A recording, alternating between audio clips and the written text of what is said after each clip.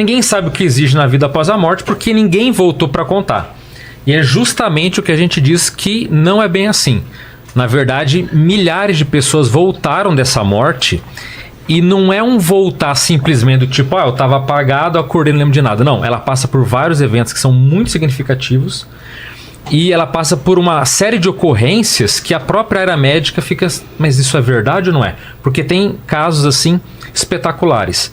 Só que antes de falar o que é EQM propriamente dita, não é uma coisa... Estamos com duas pessoas aqui, né, com experiências significativas, mas não é algo assim tão raro. Para você ter uma ideia, não existe uma estatística uma universal, global, nada nesse sentido. Mas só para dar uma dimensão, em 1982 fizeram uma pesquisa americana e mais de 40 anos atrás eles estimavam que pelo menos 8 milhões de americanos tinham passado por experiência de quase morte. De americanos. Estou falando do mundo inteiro. Então, e quanto mais as técnicas de ressuscitação médica melhoram, mais tem casos de pessoas relatando o que elas vivenciaram no estado de coma. Muitas dessas pessoas, se fosse no passado, morreriam, mas com a tecnologia ou com essa possibilidade de ter um atendimento mais rápido, elas têm essa segunda chance. Exatamente, né? Mas além dela voltar, ela consegue, parece que ter mais uma sensibilidade, uma memória melhor para reter o que aconteceu com ela. Cada vez mais está acontecendo isso. Exatamente. Caramba. E a pessoa pode dizer assim, que está ouvindo, mas Alexandre, voltou da morte, mas não pode ser um processo de alucinação, não pode ser delírio. Aí um ponto que até quando eu vi da outra vez que eu acabei não comentando, que é o seguinte, existem casos, especialmente de parada cardíaca, que os médicos, por exemplo, ali conseguem ver toda a atividade cerebral da pessoa. E em muitas cirurgias eles estão medindo e vê que o cérebro da pessoa não tem atividade nenhuma. Tá zero.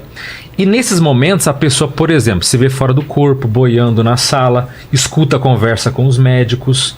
Teve um caso até de uma cantora que ela estava de olhos vendados e eles tiveram que congelar meio que o corpo dela para fazer uma drenagem no cérebro e tudo monitorado. Ela estava zero. E um cérebro zero, para todo mundo entender, ele é zero. Não pode ter memória, não pode ter cheiro, não pode ter audição, não pode ter nada. E ela narrou exatamente os instrumentos que estavam ali, o que os médicos conversaram. Então a ciência ela não pode dizer que essas pessoas que voltaram da morte é alucinação, porque um cérebro desligado é impossível. Não alucina. Segundo, nem alucina, é impossível até alucinar. Não alucina. Nada, é zero. Então nesses casos de EQM, claro, a pessoa pode estar em casa, passar por uma experiência que ele sai do corpo e tudo mais. Mas quando ela está num hospital ou num processo que ela está sendo monitorada, e o médico fala, olha, isso aqui que você falou é impossível, não tem como você relatar isso. Então, ou a medicina está errada no sentido de que ela não conhece o mecanismo do cérebro, o que é algo muito improvável, ou existe de fato uma consciência, ou uma alma, um espírito, um ser, que se manifesta além do corpo, além do cérebro físico, entende? Então, para a gente entender essa natureza que acontece quando as pessoas não estão propriamente no corpo delas, se deu o nome de experiência de quase morte. Ela ficou mais popular na década de 1975. Um pesquisador americano, um psiquiatra americano chamado Raymond Moody Jr., ele ouviu de um professor dele de psiquiatria falando que ele tinha voltado da morte. E falou que ele saiu do corpo, que ele viu um túnel de luz. E ele, esquisito, né? Depois ele, conversando com outro aluno dele, de faculdade, ele falou que também tinha passado por uma experiência que ele quase morreu, que ele saiu do corpo e voltou falando as coisas parecidas. Ele falou, não, alguma coisa tem aí. Não é só uma questão de alucinação ou de delírio. Então, a partir daí, vários estudos começaram a ser feitos sobre essas experiências de quase morte. Agora, o que é uma experiência propriamente dita de quase morte? Primeiro ponto, a pessoa se vê fora do corpo físico. Então muitas vezes a pessoa vê o corpo dela ali tentando ressuscitar, sabe, os médicos ali desesperados tentando ressuscitar, ou ela vê o socorro, ou um acidente de trânsito, que ela vê o carro batido, o corpo dela ali ensanguentado.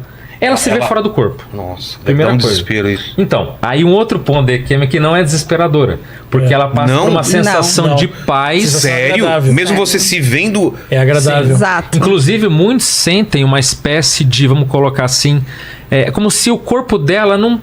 Eu não sou meu corpo. Aquele corpo, ela não fica desesperada. Por favor, me salvem. Muitos até ficam impassíveis, do tipo... eu tô vendo me salvarem. Isso é mais eu do que aquele corpo, é isso? Exato. É uma sensação que isso é meu eu mesmo. Pensa, por exemplo, se você tirou a sua insider, Sei. você não fica, nossa, eu sou a minha insider. Não. Eu tô vendo, Aquilo é uma casca. Uma casca que você usa. E muitos se sentem assim quando vê o corpo dela sendo socorridos. Então, ela sai fora do corpo, ela tem um sentimento de paz muito forte. O que é muito famoso também, o chamado túnel de luz. Que ela passa por um túnel. Lembra do poltergeist? Venha para a luz. Isso, venha para a luz.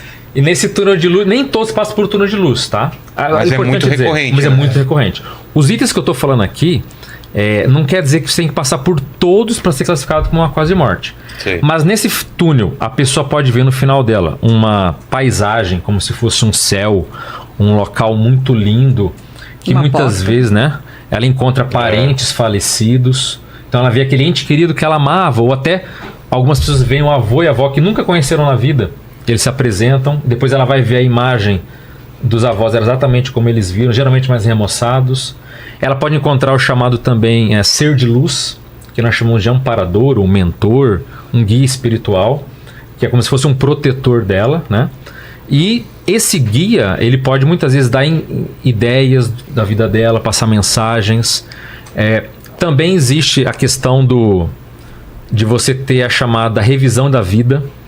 Então, O famoso filme da tua vida passar pela frente. Isso. A quando morreu o Tucci, e ele, quando a vida começar a passar, ele vai dormir de tão chata que é a vida dele.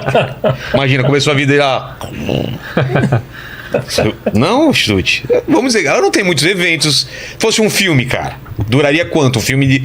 Assim, vou colocar os melhores momentos da sua vida. Teria quanto tempo esse filme? Cara, esse seria 40 minutos de pura tristeza.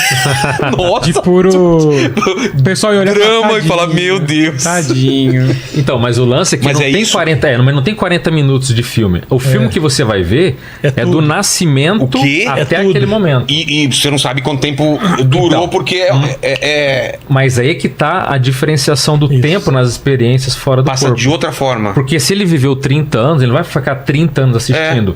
Ele, ao mesmo tempo que passa rápido, você consegue ver e relembrar detalhes da sua vida, Impressionante. do que você fez, dos pensamentos que você teve. Até eu vou não falar tanto, porque até eles vão contar aqui, a gente vai poder dar Tá uns bom. exemplos melhores. Mas a revisão da vida ele é muito impactante para a pessoa ver como que é a vida dela, se ela está bem sucedida, se ela está mal, se ela se sente fracassada, se ela se sente vitoriosa.